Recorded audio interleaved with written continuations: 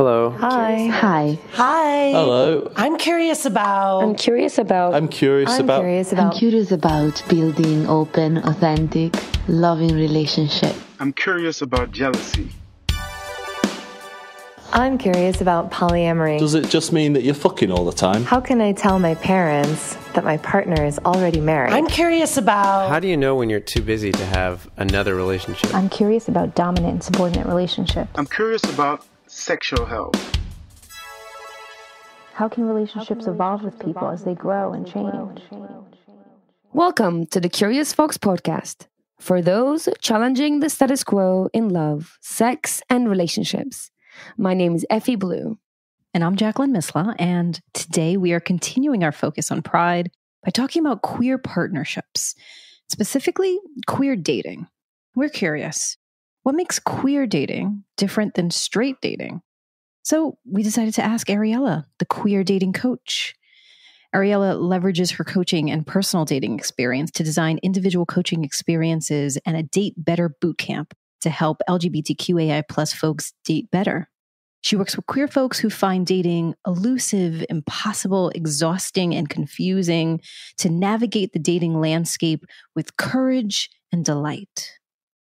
Ariella is also a longtime Fox who has been engaged in the Curious Fox community for years, and we're thrilled to have her on as a guest. I'm personally thrilled to have her on a guest right now in my life because I am that person who's finding dating in the queer world elusive, impossible, exhausting, confusing, and all of the above and more right now. Yes, tell us more. It's funny that I'm revealing it all on the podcast. You got awkward even right now. Like I can see you getting shy right now. It is awkward. No, I have a crush on a woman that I don't know where she orientates, and I am stuck in that place of being friendly and cute and flirty with her, and it is landing as friendly, warm, like just want to like be her friend, and I just can't seem to get a break.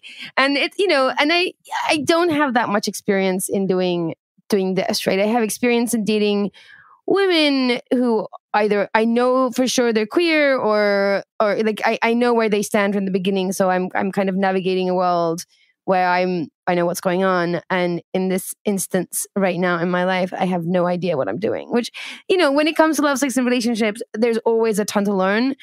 And I hold a lot of knowledge in my head. So it's weird to find myself in this, like, I don't know what I'm doing territory. From expert to novice. Yes, exactly. Expert to novice in a heartbeat. And you've tried, right? I think that you have like alluded to things and seen if she would out herself or reveal kind of her interest, and nothing yet. No, it's kind of like, I think from the outside looking at it, I would say it's a beautiful budding friendship between two women who, have a common way of looking at the world and, have passions and interests that overlap, and there's room for collaboration, and we're kind of getting to know each other is what it would look like, I think. But on the inside, one of those women wants to make out with the other woman. Yes. and it's like, I don't really know how to add that part to everything else that's happening. And because all of the other stuff is true too, right? Like that's exactly how I feel about her, and that's why I like her. And I want to make out with her. And I think that's where I'm like, I don't know how to go from that to that with somebody that you don't really know where they stand. I mean, I know that ultimately at some point I'm just going to ask, because I'm just going to like get bored of all the backing and forthing and like all the suggestions and being cutesy. At some point I'm going to be like, hey, so where do you stand with all this? I know where this is going, but right now I'm kind of lost. Yeah. I mean, you mentioned that last time too, that it's the New Yorker in you. That's like, let's speed this thing along. What are you? What am I? Is going to work? If not, I need to know how to categorize this in my brain and keep it moving. Yes. Yeah. I know that you've had sex with women. You've played with women. Have you been in relationship with a woman? Yes, I have been in a relationship with women, mostly in the polyamorous structure. Like it hasn't really been like, I never dated a woman when I was monogamous, I should say. But I have dated women where it's hard to say I've dated, but I've definitely been in a relationship with women in the poly context that was also sexual. It wasn't just like we're metamors, but it was just like, oh, this is the person I'm seeing right now. But like not in a solo exclusive kind of way. Not that it makes a difference. Yeah. Well, I know that you and I've talked a little bit about how it feels different to date folks of different gender identities. And so, yeah, I mean, tell me more about that, because that is true for me, but that difference hasn't necessarily felt like a barrier. Yes. I think that's actually a really good distinction. I think for me as a woman, dating other women, that's the experience I want to talk about right now because that's what's happening to me right now. I find it bizarre because I feel like with men, there's like a different life experience. Like there's already a part of me they will never understand because they won't walk this earth as a woman. So there's like a disconnect, and I can kind of manage my way around that disconnect, and it kind of creates space. And I feel like I can hide in my womanhood, which is a part of me that they will never understand and they will never know. Mm-hmm. But I feel like when I'm dating a woman, we share an experience. Like I feel so much more seen and so much more exposed. I just feel vulnerable. Like I feel like I can't dance around them like I could dance around a man who doesn't ultimately, like, just a bunch of things that he just doesn't know, right? So you can maybe I shouldn't be putting this out into the world. I don't mean this in any kind of malice way. This is me retrospectively analyzing my behavior. I just feel like with the women, I feel more vulnerable because I feel like they can see through me in a way that a man can't. It's a story that I hold in my head. And I'm usually not talking about my experiences. This is also like an additional like layer of, I'm used to talking about theory and what happens in psychology. Right. Now I'm like, so I like this woman and I can't get her to text me back. So that's like where I am right now. I mean, I'm like, does she know who you are? Do I need to send her like your Google profile? Like, you're very interesting. I would want to go on a date with you. Oh, well, thank you. She doesn't know me as like you know me. So she does definitely like that big piece of information. And you know, she has her own world and she's an expert in her own field. So I think it's just like that is also attractive to me. Like she just knows a lot about her stuff. So I don't think she knows me that way. We talked about what you do, but I don't think she kind of has the details on it. I don't know. I don't know how she would feel. I don't know. Would it be like interesting to her, or would she like be overwhelmed, or would she find that intimidating? I have no idea. Yeah. And then once the reveal does happen, if she's interested, and then you're in that like fun and awkward, like flirty stage, and like, what do we do with this energy stage? Like all of that. Yeah. So what would be really interesting is that if this turns out that she does end up being interested in me as her first experience with a woman, that would be kind of fascinating to me because I've never been in that position. Like I've always had relationships and sexual experiences with women who are way more experienced than I am. Yes. Which has been kind of like, I've been leaning on that. I've just been like, I don't know what I'm doing. And then they're like, I'll show you. I'm like, yeah, thanks. So that's usually how I've been rolling. So this is, if for some reason, let's say she's never had an experience with someone other than the opposite gender for her, and she wants to kind of explore being with a woman with me, and that I would be the first woman for her, that is going to be interesting because I just don't know anything about that space. Well, but neither would she. So that's even better, right? There's no precedent. Yes, exactly. So you would be setting the standard. That actually feels like the best case scenario. Because then she's like, oh, this is what it is. Then it just be, honestly, I think at that point, then it becomes about you. It's not necessarily about being with a woman or being like with a stereotype that she has in her mind. It's just now this connection that she has with you. Right. And frankly, I mean, all the joking aside, that is kind of how I feel about her anyway. Like the fact that she's a woman is like, she just happens to be a woman. It's just like, there's everything else about her that I really like. Like I said, she's an expert in her field, and she, talks about it with such, so articulately, and also with like humility and humor. And she's warm and friendly. And from her position, she can be very, there could be many other ways that she can be, yet she chooses to be very accessible and warm and willing to connect. And I'm kind of in awe of her as a human being. And I think normally when I'm at that place, it's just like, and she's beautiful. So I'm like, therefore I'm crushing on her, and I think the fact that she's a woman is just a consequence, really, more than anything else. And it would be amazing if she comes to that on her side too. If she's just like, I actually like you as a person, and it just, oh, look, you happen to be a woman. Let's just like figure it out, would be my ideal scenario, rather than that she gets hung up on the fact that I'm a woman. I would prefer the former, but time will tell. I will reveal more. I will reveal more. This is like some soap opera. So, dun, dun, dun. I will reveal more, Foxy listeners. Yeah, I'm excited to hear about it. I mean, I think this is great timing then that we're going to have this conversation with Ariella, because I think you can bring all your questions. I am interested in the conversation with her because I am not dating anyone else. I have no plans to be dating anyone else, but I want to take a look back at my dating history, because I think I've shared with you in the past that I don't believe that I've seen dating men and dating women as different, or that I've done anything differently. But I don't know if that's true. I think that could be the way that I am looking back at it. And so I want to really hear her experience in what is a distinction, if there are any, to overlay that with my experience and be like, oh yeah, I did do that different. That's true. In my own mind, I've been like, I navigated everything so smoothly. Like, that's fine. That's funny. Do you not find though with women, like woman to woman, that there is that transparency that you just can't get there with a man just because they don't walk this planet as a woman? I don't know. There's like something around that makes me like, that's where I like hit that sort of note of vulnerability that I don't hit with a man. Yes, that I've had that experience, but to me that feels more like a connection point. That hasn't necessarily made me feel vulnerable. Yeah, I'm trying to think. I think my vulnerability comes more with seeing my playful side, or seeing me wrong, or seeing me in the struggle. Like things like that, I think prompt more vulnerability than understanding my experience as a woman. That to me, it feels nice to be able to complain about menstruation, and the person is like, yup. You know what I mean? Like it feels good to like complain about wearing a bra, or like things like that. Like actually, I enjoy that, having that connection. Yeah. Maybe it's the avoidant part of me that likes the parts that men don't get as places of like hiding. Like I hide in the shadows of not being seen sometimes. And I seek comfort in like, ultimately there are parts that they won't be able to see and touch.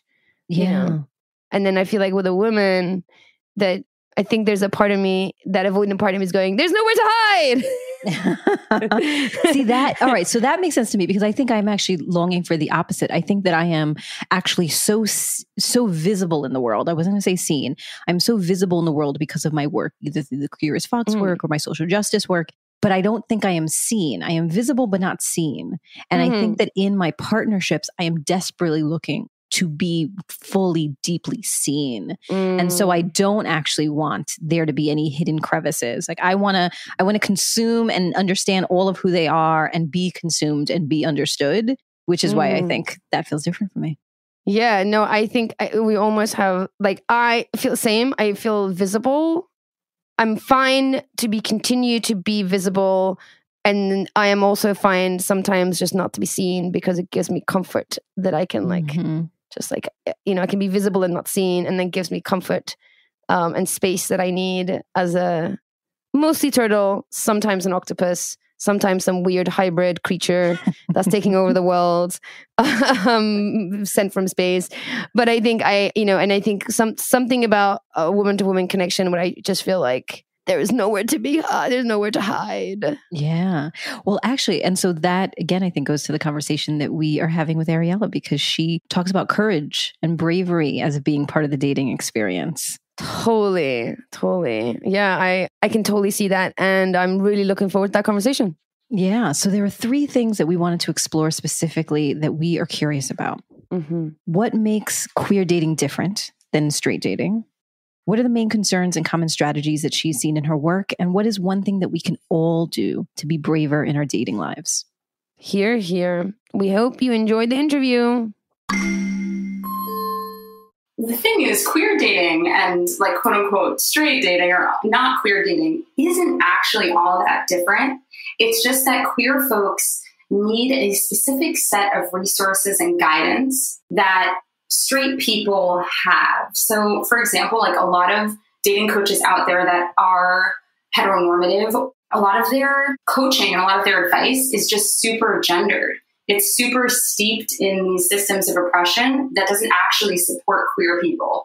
So it's not that like the queer dating itself is totally different. It's just that the advice and the rhetoric out there wasn't made for people like us. So I am hoping to kind of bridge the gap and bring like a non-gendered dating advice that is super radically inclusive and not trying to uphold any hierarchy dating advice that isn't ableist to the best of my ability, that isn't racist. So like the actual process we'd hope would actually be, you know, similar in a lot of ways, but we just need more inclusive rhetoric.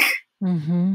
That makes a lot of sense, actually, because it resonates a lot with me because it's the work I do as well. It's relationship coaching. There's plenty of resources for heteronormative, mono-normative dating and relationships. I do what I do because there just isn't enough resources out there. 100%. Yeah. And it's also the group of people I care most about. Sure. Yeah, so exactly. Selfishly, from like a business standpoint, I'm like, who are the people I want to be having conversations with every day? That's usually folks that fall into the LGBTQIA+ spectrum. And also the people that are most under-resourced when it comes to dating and relationships. Yeah, that makes a lot of sense. That does make sense. And I think what I love about what you're saying is as soon as you said that, I thought to myself, you're right. All I've heard is if you want to catch a man, this is what you do. If you want to date a woman, this is what you do. And I love what it sounds like is if you want to have a connection with a person, this is some of the things you should do. Exactly. When I found out dating coaches existed and started to do some research on them and like some of the big names of who do dating coaching, I was honestly appalled at what I found and how much of dating coaching was like how to get a man to text you back, how to hook this person. And it was so disturbing and it made me so angry that I was like, wait, I love dating. I love connecting in a way that feels very gender free. How can I help other people love it too? How can I change some of the noise that's out there on what dating is and what dating looks like? So that's what I'm hoping to do. Yeah, absolutely. I love that. And I totally agree with you. I think there are a few dating coaches that we follow there's a couple of dating coaches that I follow that infuriate me. I follow them just to keep an eye on what's going on. And I am infuriated every time. I'm like on my soapbox, just like having a whole, infuriating. So I'm with you 100%. Oh my God, the ammo. I was able to create a lot of content in the beginning of my business just out of the sheer anger of what it was that I was reading. Yes. I love that. Okay, so let me ask you this question. So what drew you to the work is you love dating, you love connecting with people, you love the queer community, and you're like, I want to put these things together. What kind of folks have been drawn to you and your work? Like, is there a theme or a pattern in the type of clients that you're working with? Yeah, so exactly what you're saying. I love dating, love the queer community, love connection. And I see that a lot of other people don't feel that way. A lot of people are afraid of dating or find it exhausting or awful and really don't enjoy the process of it, are super outcome oriented. So a lot of people that come to me are folks who want to learn how to date. So either they're new in the queer dating space or they want to learn how to date better, where something isn't totally sitting right with them or they don't feel like they're enjoying what they're doing to the extent that they could be. So people will come to me to kind of help infuse some joy into the process and help them see dating as a journey of personal growth more than how to get from point A to point B. Yeah, because I imagine that spills over into how to be in relationship with someone. Like how you start off that experience with someone sets the tone for what that relationship will feel like. Yeah. In episode 54, we talked about kind of coming out later in life, if you will. I started dating a woman when I was in my 30s for the first time. And so I'm wondering if that's also part of the experience, if you're experiencing and working with folks who maybe they didn't come out during their dating period of their teens and 20s, and now are both navigating dating period as an adult, as an older adult, maybe because they've opened up, maybe because they realize they're bisexual or queer. And so, so I'm just curious if that's a part of the population, because that was certainly something that I had to navigate through. Totally. Right now, I'm mainly working with folks in their late 20s, early 30s, but my clients have basically ran the gamut from 20 to 40. That's like who mostly comes to me. But I'll say, like, even people that come out in their late 20s, like, we all feel late to the game. I was listening to your last episode about like coming out later. And I think that like all of us who didn't come out like in high school or early college, in some way, a lot of us still feel like we're late. So it's kind of this false narrative that we have. So a lot of the folks that come to me who are in their late 20s, who either came out late or who had prioritized their career and now are like, okay, I'm feeling at a place like where I want to meet someone and do this intentionally in a way that I enjoy. Those are the people that tend to come my way. And they still feel late sometimes, you know, in their own view. Yeah, for sure. That's interesting. Also, just going back to what you were saying, Jackie, that so much of it is partner choice. And I think dating, one, it's, you know, I think if you're going to do it to find a partner, you might as well enjoy the process and not for it to be an awful experience and like hate every minute of it. And two, do it in a way that will really allow you to connect with somebody so you make the right partner choice. Yes. Because a lot of the time, like by the time I'm talking to people, I've heard way too many people saying, I would have picked differently. If I know what I know now, I would have picked differently, you know. And no hard feelings, not personal. It's just like they didn't have a good dating understanding of dating or the process or figuring out what they want early on in life. I was going to ask that. Is it that they didn't really know enough about themselves too and what it was that they were looking for? Exactly, pretty much. And then they didn't think that it was allowed, or that they would just also, I think, just weren't very good at conscious dating. Like they weren't clear on what they were looking for. They're sort of just going through the process. And like you said, Ariella, kind of hating it and just wanted to be over. Yeah, because I actually think a lot of us aren't taught how to figure out what it is that we're looking for in the first place. So it's not knowing what we're looking for, maybe from a sexuality standpoint of like who we're interested in. Sure, fine. And that becomes a normal part of exploration. But beyond that sexuality journey, we're still not exactly taught what we should be aspiring to have in relationships, especially when so many of us have not had strong relationship role models in our lives, especially not strong relationship queer role models in our lives. So I do think that there's a bit of a knowledge gap of like, how do I figure out what qualities best suit me? And how do I focus on how it is I want to feel when I'm in the presence of someone that I'm connecting with? And allowing that to kind of guide our dating journey instead of approaching things from a more superficial standpoint or just swiping on apps and pretending that you are dating in that way. Yeah. I cannot agree with you on the dating app part. That it is, I feel like it is, you're kind of kidding yourself thinking, oh, I'm dating by swiping. I just don't think it's a good way to, you know, you should definitely not have swiping as the only way that you're going to date and find people to date. Yeah, I think it's like there's so many different ways to date people. And I think that you can allow dating apps to be your primary way of dating people if you're using them intentionally. Like if it's really an intentional act where you're paying attention to how you're swiping and you are initiating conversation with people in a way that allows it to be as meaningful as possible, then I think that it could be a way to date. You just have to be intentional and do it from a place of your own values.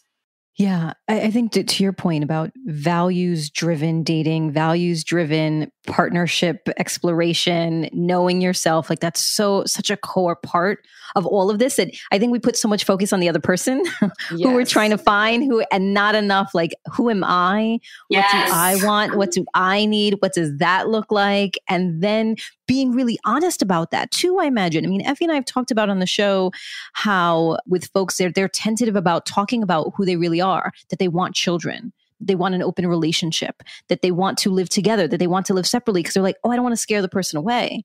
And you're like, oh, no, actually, you actually should be. And it's not about scaring them away, but you should be filtering based on those things. If having a family is really important to you and the person who's sitting across from you in the dinner table does not, have that conversation early. Absolutely. A huge part of my practice is centered around learning how to understand yourself and learning how to express yourself. And the communication piece is really important.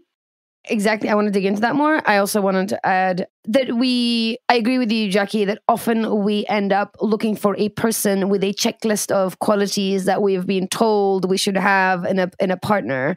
And we're seeking a person and not have enough clarity around the relationship itself. Like, we don't talk about the container in which we want to connect with this person.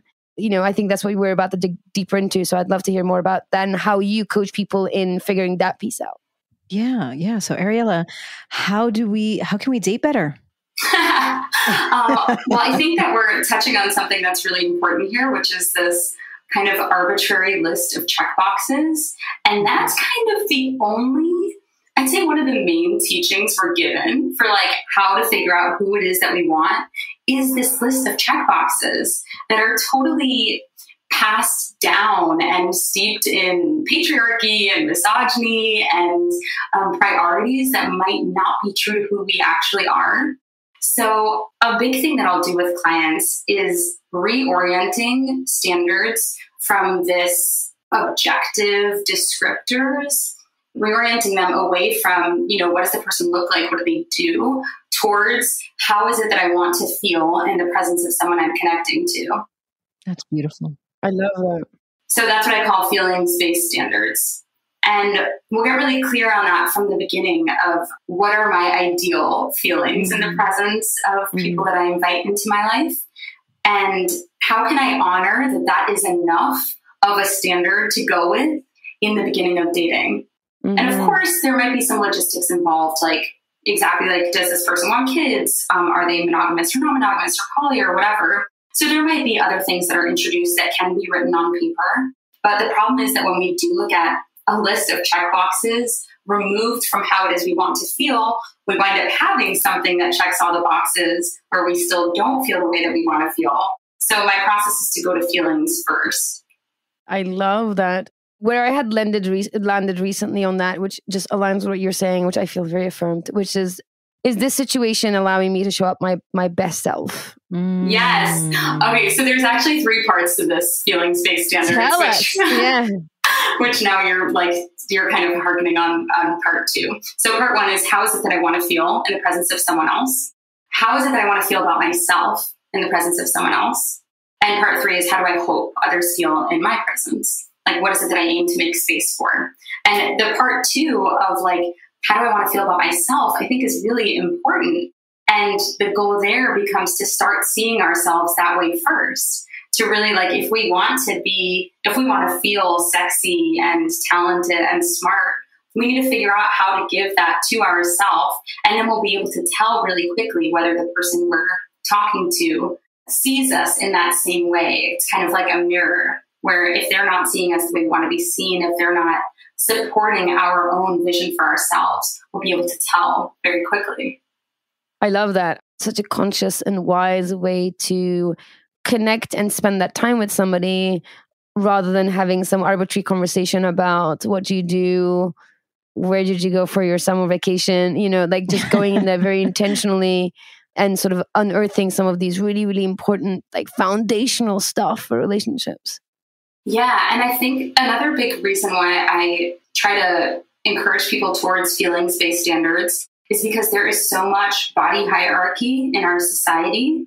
Our society is so fat-phobic and ableist and racist in all of the ways that by really looking at who it is that we've historically been attracted to and trying to investigate, like, where do those attractions come from? How much of that is taught? How much of that is what we've seen in media?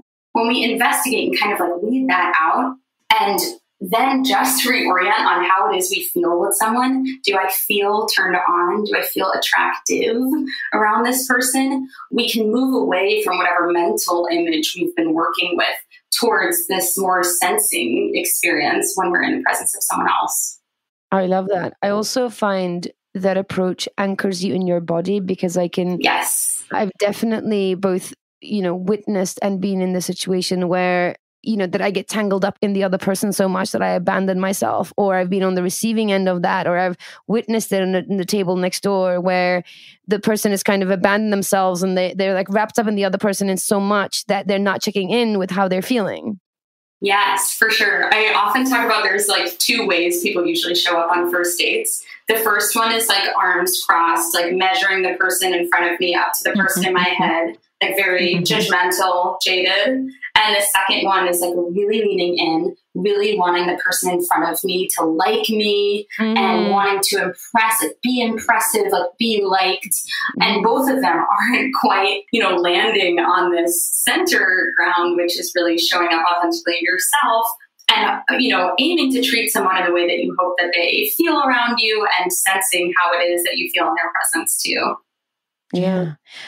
I'm taking a lot of notes because I just think that what you're describing just feels so applicable beyond even this conversation in this moment. I know a few years ago, for example, birthdays, which my birthday is coming up, by the way. Yay! Birthdays have been historically a big deal for me, and always felt a little disappointed when it wasn't like, I didn't get the parade and I didn't get the big thing, and realized that I was setting folks up to fail, if you will, because I was saying, these are the things that I want. And even if I got those things, maybe it didn't have the experience that I wanted. And so a few years ago, I started to make that shift and say, this is how I want to feel on my birthday. And I then started to own, what about that is me? If I wanted to feel peacefulness, solitude, joy, like instead of putting that on other people, how am I going to manifest that for myself? How can I have an invitation to those around me who are like, what do you want to do? And I'm like, this is how I want to feel. What we do doesn't matter. This is a feeling I'm trying to get.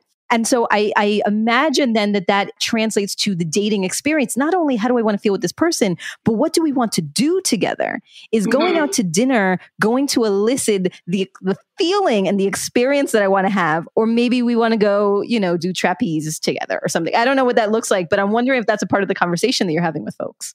Yes, and I think that what you're saying is so interesting. Like, part of the reason why I love dating is that I feel like it is such a fertile ground to learn about things in other areas of our lives. So exactly what you're saying about the birthday, totally think that's exactly feelings-based standards, feelings-based, like leading with feelings. And I listened to y'all's last episode on the coming out later and was hearing Effy tell your story again about like having the corporate job that checked a lot of boxes and living life in a way that was checking boxes and yet still not feeling the way that you want to feel. So all of these kind of move through the interpersonal space and also the life space of how we're actually choosing to live. Yes, no, I mean, how you do anything is how you do everything. And I think putting certain, like tackling with some of that stuff in an area that we're actively engaged in allows us to like focus our work. And then I think from there it generalizes, right? Once you sort of master this idea of feelings-based standards, right? That now becomes a practice of yours that you can use for choosing a career, for picking an apartment, for being, all the different areas of your life, because it's just a good awareness to have, I think, right? Totally. So you talked about wanting first to put the list aside and to get clear with yourself, what you want to feel in their presence about yourself, be perceived, like all of those feelings. Tell me more about what else you do in your work, because I know that a big piece of your work has also been about bravery. And kind of dating with courage. And that feels really interesting. And of course, reflecting on Effy's story and thinking about the courage that is taking, that she has to leverage in order to continue to explore this connection. So can you talk more about that? Like, I noted also that in your work, you shared that you used dating in the beginning almost like an experiment, that it was like you did dating immersion, that you were an actor and every time you went on an audition, you also went on a date. And then, so you were just like dating all the time as a crash course in learning. And that took a tremendous amount of bravery. And so I'm just interested in you exploring courage a bit.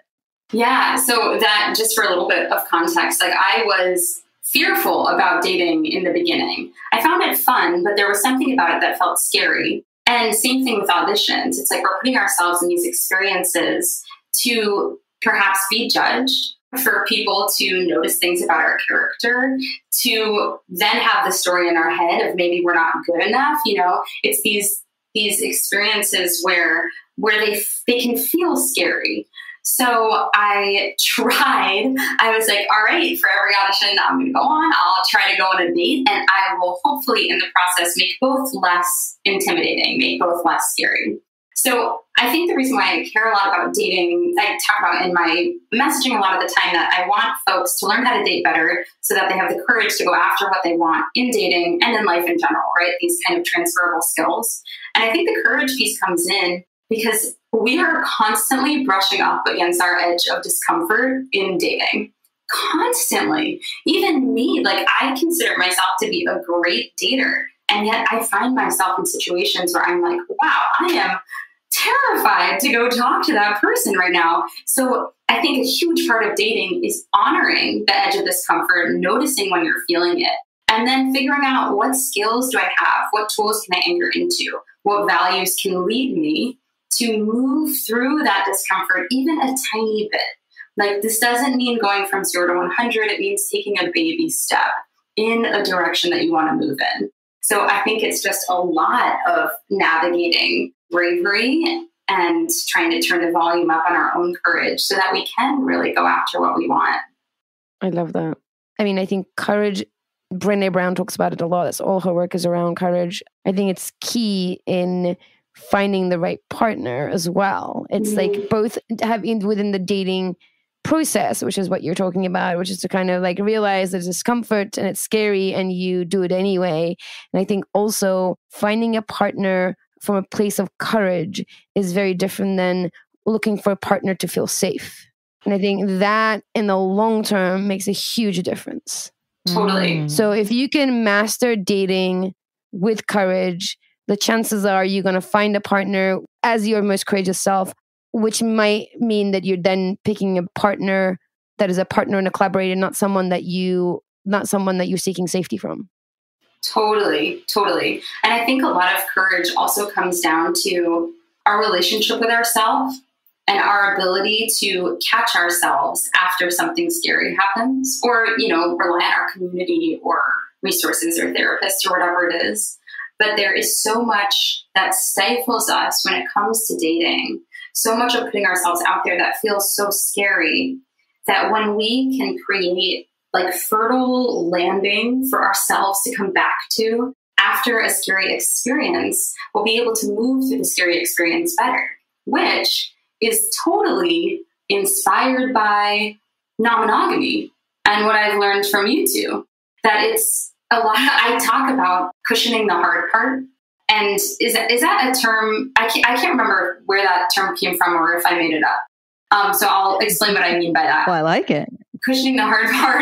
I might have made it up, but I've been talking about it for so long now.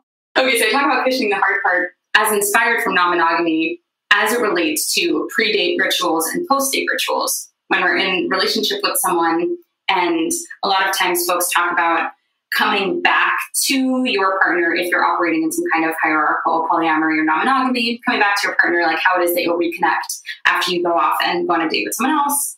In my last relationship, we also really focused on pre-date rituals. How will we connect before the hard thing happens? So we've kind of cushioned whatever the hard part is. And I talk about that as it relates to solo people in the dating world. Like, how can you already cushion what is going to be hard with yourself? How can you already kind of like take care of yourself before you do the hard thing, so that even if you drop a little bit, even if you were scared and it didn't go the way you had hoped, you're not dropping from your baseline to, below baseline. You're like, okay, I lifted myself up.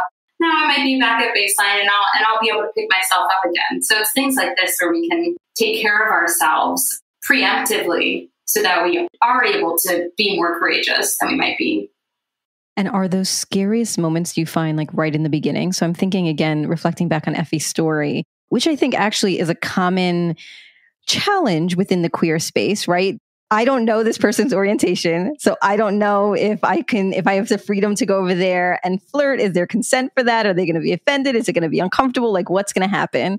And so the amount of bravery that it takes just to initiate that, not just conversation, but a conversation with a flirty question mark, I imagine, I know from experience, takes a lot of courage. So I'm wondering, what you've talked to about that, kind of any advice and tips that you've given around that. Yeah, I agree. The stakes feel really high in the beginning of connection. I'd say like things obviously still feel scary and super vulnerable when in relationship and navigating conflict and whatnot. But there is something that tends to feel like this wild roller coaster when you're first getting to know someone where people need a lot of help. So yes, that is a super common question of, I don't know this person's sexual orientation. What can I do about that? I wound up like writing an ebook about it a couple months ago because there's this element of queer flagging, right? Like, how do we present ourselves in a way that's queer, which also is problematic because it's an exclusive way of presenting. It's not honoring femme folks as much. It's, honoring one type of queer look. So the ebook was basically about like, what is queer flagging? Like, how do I recognize queer people in the wild? And why is that problematic? And how is that exclusive? And what can we do anyway? Like, how do we connect anyway? So a lot of it comes down to gauging indicators of interest and paying attention to how this person's responding to you. So the first thing I would ask you, Effy, is like, what is the nature of your conversation with this person like? How is she talking to you? So you can answer that if you want. Yeah, no, I mean, this is the ambiguous part, right? She's being friendly back, and also we're texting a lot right now. So there's a lot of like fun emojis and high fives and like cutesy. But I think this is what I'm saying. It's hard to distinguish from a budding friendship. So I think she's being super friendly back, and she like replies to all my messages, and we're like, we have a good connection, but it's unclear to me whether she sees any of it as flirting or just like a budding friendship. What would you ideally want in this situation? I think, to be honest, I'm being impatient. I think, the truth will reveal itself, obviously, at some point. And I was saying earlier on that it will end up in a place where I will just ask her outright. Like, it'll get to a place where I'll be like, so, like, what's your deal?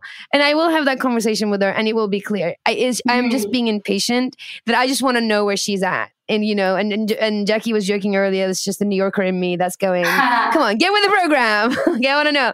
I'm curious, what's making you pause on having that conversation sooner? Well, a couple of reasons. We've met very recently, and we also collaborating on a project together that makes us colleagues for the time being. Totally. Okay. But I mean, we're colleagues, not, we don't have corporate jobs. We're actually building a village, and we're like our hands in mud, and we're building things. So It's not like we're in some corporate office and there's HR and, like we have to worry about, like, it's not that. We are working together. So I want to kind of like ease into that. But we also, like, the nature of the work is that we work during the day, and we socialize and sort of drink and smoke at night. So I think it will resolve itself. It's just I'm impatient and I want to know. Totally. And I want to know. And then there's a part of me that also is saying, like, I want to know before this crush just like wears off and I just like wipe it, it's like swipe it away. I kind of want to like sit with it and see it through without losing interest. So that's kind of where I'm at. Yes, totally. There's two things I want to say here.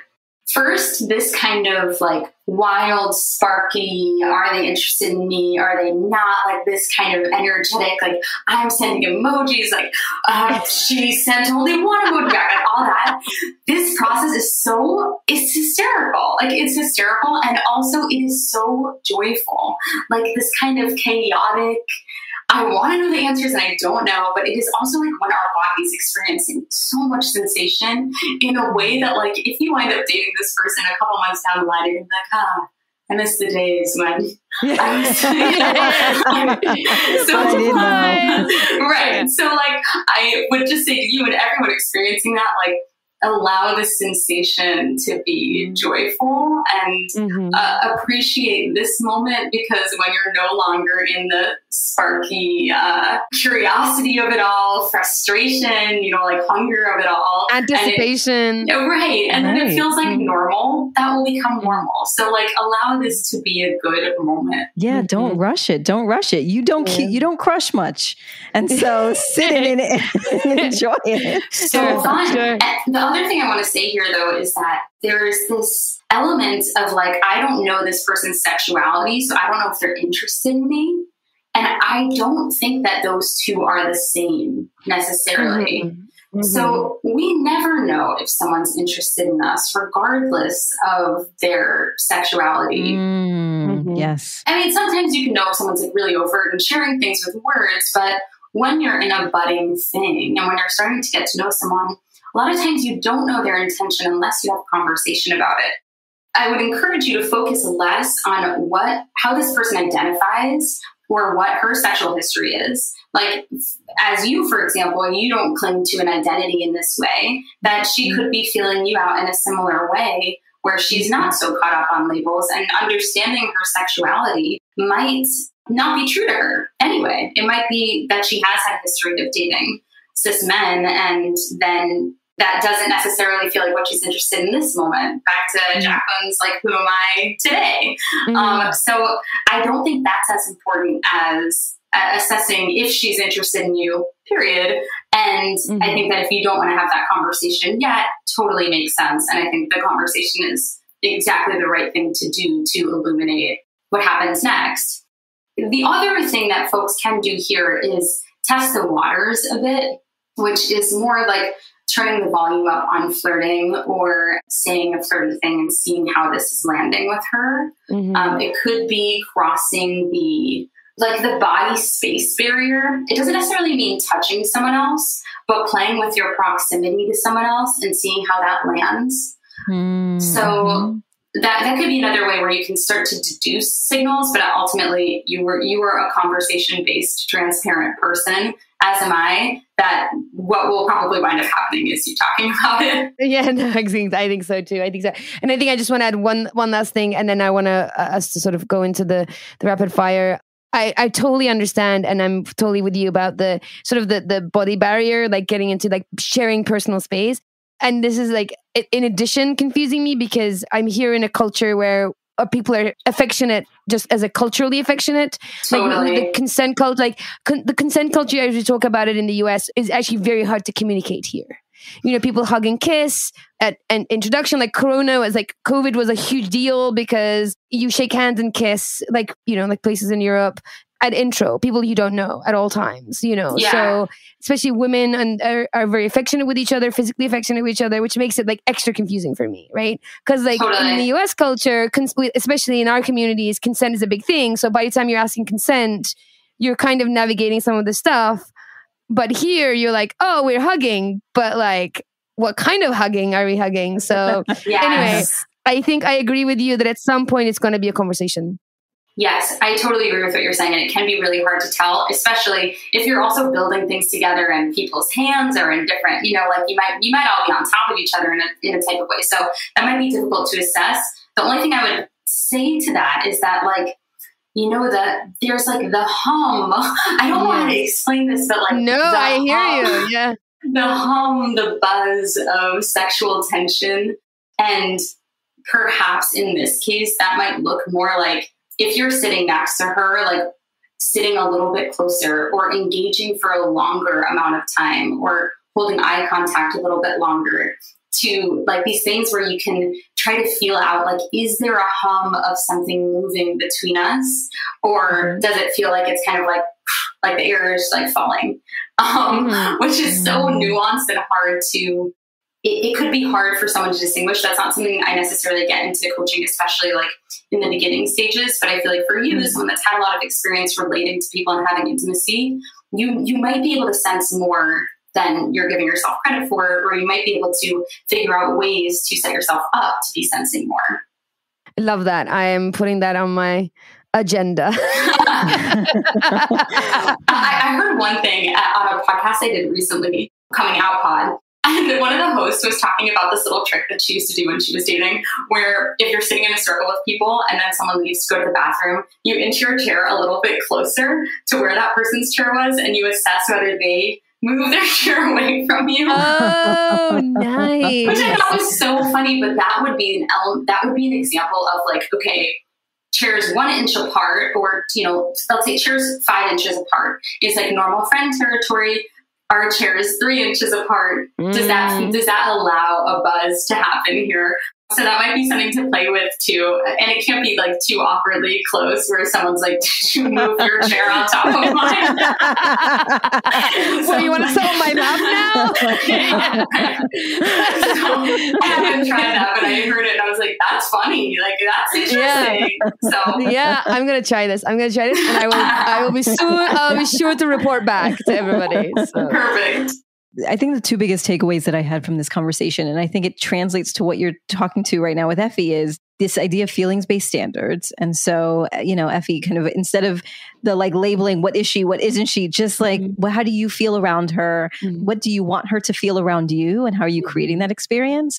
And then love this language about honoring the edge of discomfort. And it sounds like you are on that edge. I am firmly hanging off that edge right now. Totally. We would love to, first of all, we would love to continue to talk to you forever. But we can't do that. So, but you will be taking over Instagram for Curious Fox at the end of the month, June 23rd through the 30th. And you and I are going to be doing an Instagram live on Wednesday, 23rd. And so we can talk more about all of this then. And so people want more of Ariella, which of course that you do, then in the show notes and at the end of the show, we'll give you opportunities for you to be able to connect with her. But we want to ask you 4 rapid fire questions before we end our time with you, because we are very curious about you. And so the first is, what is one piece of advice that you would give to your younger self about love, sex, or relationships? Honor your feelings. I think that would probably be it. That's perfect. What is one romantic or sexual adventure on your bucket list? Absolutely to have an orgy. Probably one that I host. The person I'm seeing now has hosted a few, and my parents just got this big lake house. So I'm like, how do I set this up? Nice. I love it. Make sure everybody gets a copy of Effy's Play Party Etiquette beforehand as their orientation to the orgy. Yes. Okay. Next question is, how do you challenge the status quo? I question everything. So much so that like I'm in talks with the person I'm seeing now about a relationship, and I'm like, we would need to figure out what the function of the relationship would be, what the purpose of the relationship would be, what the goals of the relationship would be. I question a lot of societal norms, and like really probably too much so that I like to go through everything with a fine-tooth comb and make sure it is truly born out of my authentic self and not me going along with what we've been taught. Love that. Yes. That's the way to be. That's the way to be. Okay. Last but definitely not least, what are you curious about lately? I did that relationship piece, actually. I think that this is probably the first time in my life I've really felt like future feelings about a person. And yet I'm like really sitting with the questions of like, what makes us relationship and what is the purpose? And that's like what I'm currently noodling on a lot. Mm-hmm. Well, thank you for joining us. It has been a joy talking to you. It's been super interesting. I have a page full of notes. I'm not even dating, and I am taking feverish notes because it feels, to your point, I feel like these are transferable skills, that this is not just about dating. This is about how we show up in the world, how we get to know ourselves, how we prioritize the experiences that we want to have, how we live in discomfort, how we, find courage and bravery. Love all those things. Love that you're going to be taking over at the end of the month to help round off Pride for us, and really excited about our Instagram live together and chatting more with you. Yes, I'm so excited. And if there's a way that folks can ask questions after this that I can answer my week taking over, I'm not sure if we can set that up somehow, or folks can always send me a DM and say like, this is from Curious Fox, or yeah, we'll do some inquiry on Instagram, and we'll get your questions from the audience and set us up for some Q&A. Perfect. That sounds great. I'm looking forward to it. Thank you, Ariella. Thanks so much. To learn more about Ariella, follow her on social media at Queer Dating Coach or on her website, queerdatingcoach.com.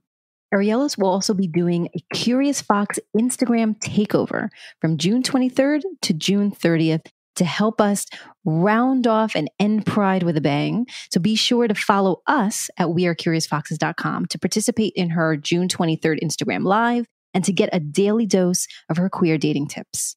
If you enjoyed this podcast, let us know by rating the show and leaving a review. Subscribe on Apple Podcast or follow us on Spotify and Stitcher. If you want to tell us what about the podcast moments have felt impactful or what topics that you would like us to explore, you can share that with us by emailing us or sending us a voice memo at listening@wearecuriousfoxes.com.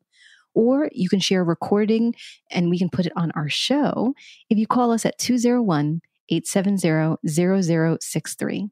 You can also engage with us and find photos of us in all of our pride and colorful glory on Instagram or Facebook at wearecuriousfoxes.com. And while you're there, click on the blue follow button so that you can stay connected and join in on the curiosity. And finally, for the extra curious among us, join our Patreon. Become a supporter of the Curious Fox community and get access to more, to podcast extras, to interview questions for guests, to extra special moments and even events just for you.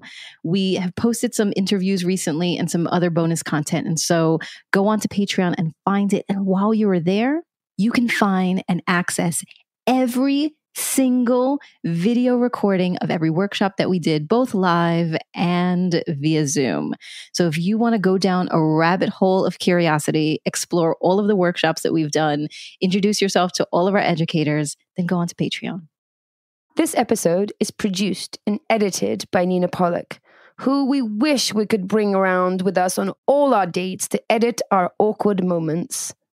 Our intro music is composed by Dave Saha. We are so grateful for their work, and we're grateful to you for listening.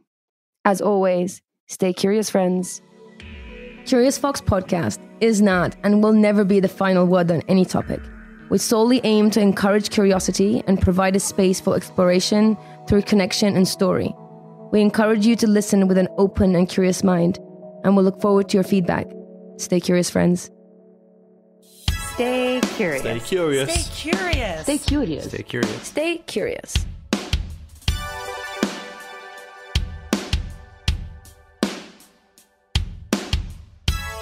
Stay curious.